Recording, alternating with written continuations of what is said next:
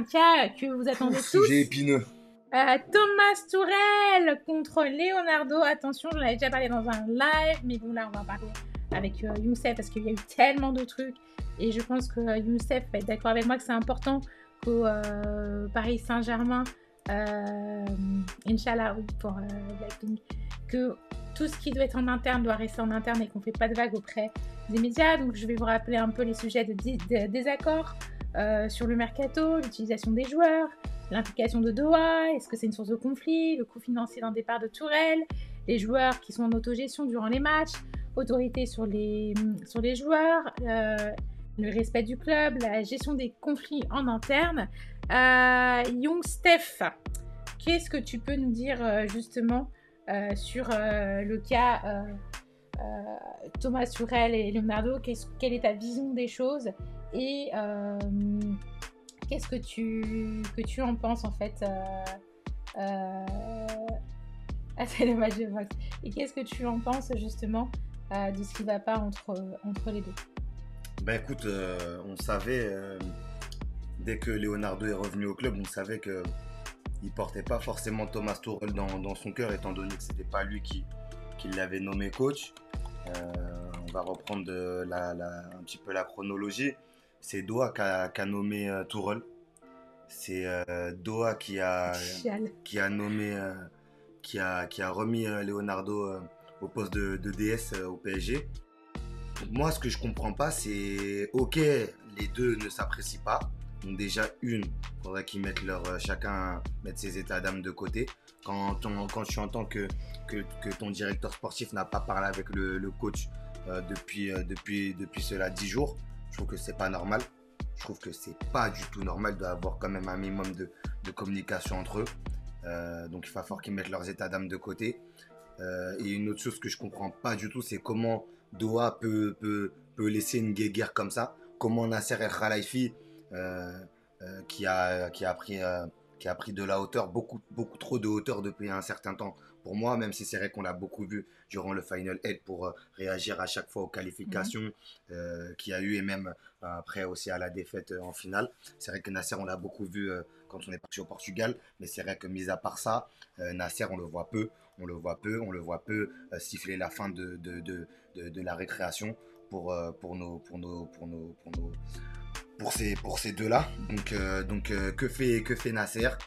Que dit l'émir? Que pense l'émir de tout ça? J'ai vu un commentaire comme quoi Tourelle privilégiait surtout son réseau allemand.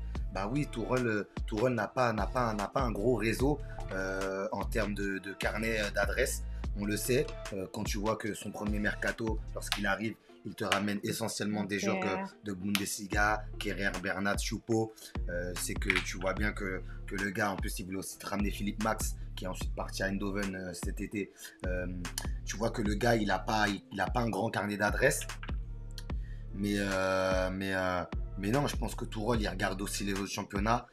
J'ai vu dans son interview Beansport, il dit qu'il regarde un peu tous les championnats. Donc, mais c'est vrai que voilà, comme son carnet d'adresses, il est principalement en Allemagne, donc il essaye de le faire jouer.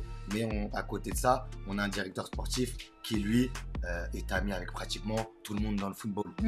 Il est même ami avec des clubs japonais, étant donné qu'il a joué au Japon. Donc, forcément, le carnet, c'est pas le même. Le carnet, c'est pas le même. Les facilités de négociation, c'est pas les mêmes.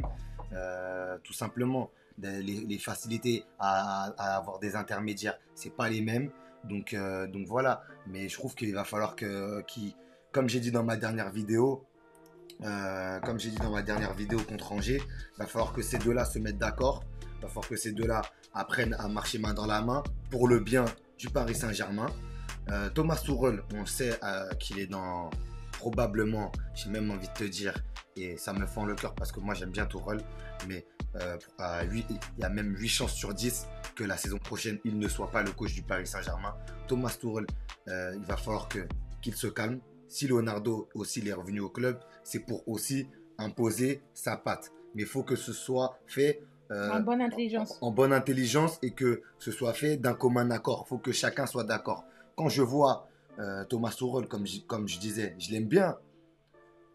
Mais quand je vois Thomas Tuchel qui souhaite prendre un garçon comme Antonio Rudiger qui ne met pas un pied devant l'autre. Faut voir la saison de Rudiger 2019-2020. Elle est catastrophique. Quand je vois un Thomas Tuchel qui souhaite faire venir Rudiger, je ne comprends pas. Je ne comprends pas. Je ne comprends mais vraiment pas. Quand je vois Thomas Tuchel qui refuse pratiquement en quelque sorte de faire venir un Tchémoué Bakayoko, je ne comprends pas.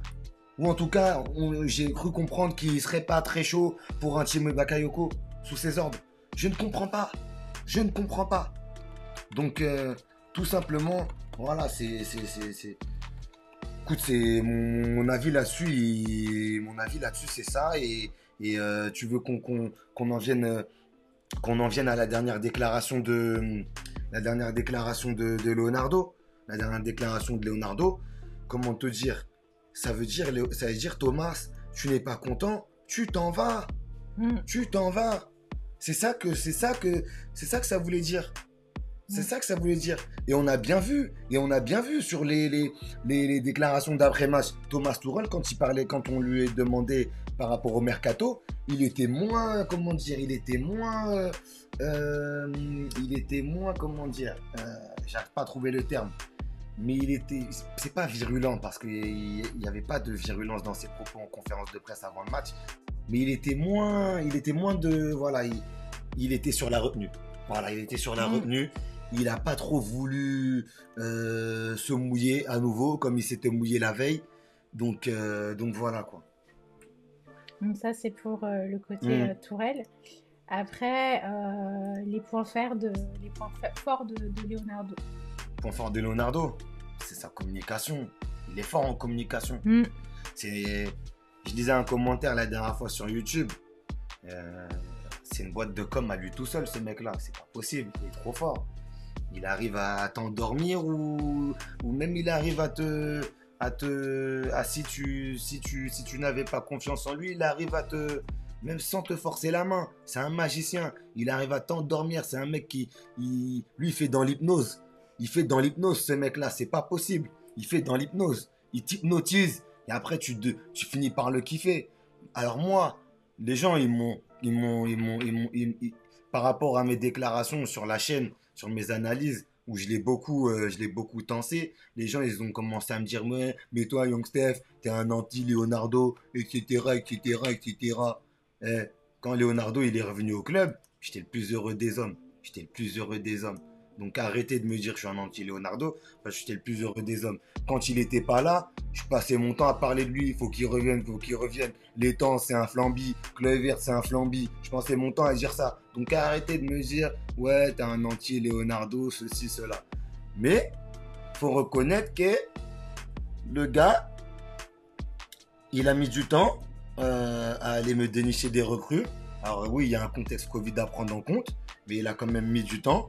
Il a attendu la fin du mercato, il a attendu les bonnes offres, il a attendu que certains clubs qui veulent se débarrasser de certains joueurs n'aient plus le choix. C'est soit tu prends mon offre à moi, Leonardo, ou tu dois te coltiner encore un an le joueur que tu veux te séparer. Donc il a été malin, ça aussi ça fait partie de ses points forts. On en vient encore sur les points forts. La malice, c'est quelqu'un de très très malicieux. C'est quelqu'un de très très très très malicieux. Il faut se méfier comme de l'eau qui dort. Mais quand je dis comme de l'eau qui dort, c'est dans le sens positif en fait. C'est dans le sens positif. Et de toute façon, moi j'ai beau parler, en vrai je suis qui? Lui il a joué au ballon, il est champion du monde avec la Seleção. Qu'est-ce que tu veux que je te dise? Ça restera lui le plus fort. C'est lui au final qui l'emporte. Il travaille pour le club. Moi je suis un simple supporter. Je suis un simple supporter. Mais en tout cas, pour tous ceux qui pensaient que j'étais un anti-Leonardo, les gars, vous vous trompez, hein. Vous vous trompez, mais sincèrement, les mecs, et je vous le dis comme ça, je regarde la caméra, vous vous trompez, mais grave. Voilà. Et on va faire une petite pause de quelques minutes et on va parler sur les points faibles de Leonardo, parce que ça fait déjà 2 heures qu'on fait un live. Merci à tous d'avoir patienté, nous sommes de retour, voilà. Pour les curieux, c'est que en fait, j'étais en train de changer la batterie de ma caméra parce que toutes les 2 heures, elle se coupe environ. Donc c'est pas terrible si on parle et puis que ça coupe. Donc on va revenir justement sur les points faibles de Leonardo. Parce qu'on était dessus. Donc est-ce que tu peux trouver des points faibles à Leonardo ou pas? point faible, c'est peut-être le fait de vouloir Peut-être tout, trop contrôler, tout ouais, voilà, diriger. tout diriger. Mais après, c'est sa fonction aussi qui l'emmène à être comme ça, tu vois. Il est directeur sportif. Donc c'est lui qui doit diriger la, la politique de Léo, Oui, tu c'est vois. vrai. Donc voilà, quoi. Mais oui, c'est peut-être vouloir vraiment prendre toute la lumière, etc. Mais c'est pas méchant non plus. Ça part pas d'un mauvais sentiment d'être comme ça, tu vois. Donc pour moi, c'est ça peut-être le point faible. Ok. Ô ville lumière, sans la chaleur de notre cœur, vois-tu notre ferveur quand nous marchons près de toi dans cette quête, chasser l'ennemi, enfin pour que nos couleurs brillent encore.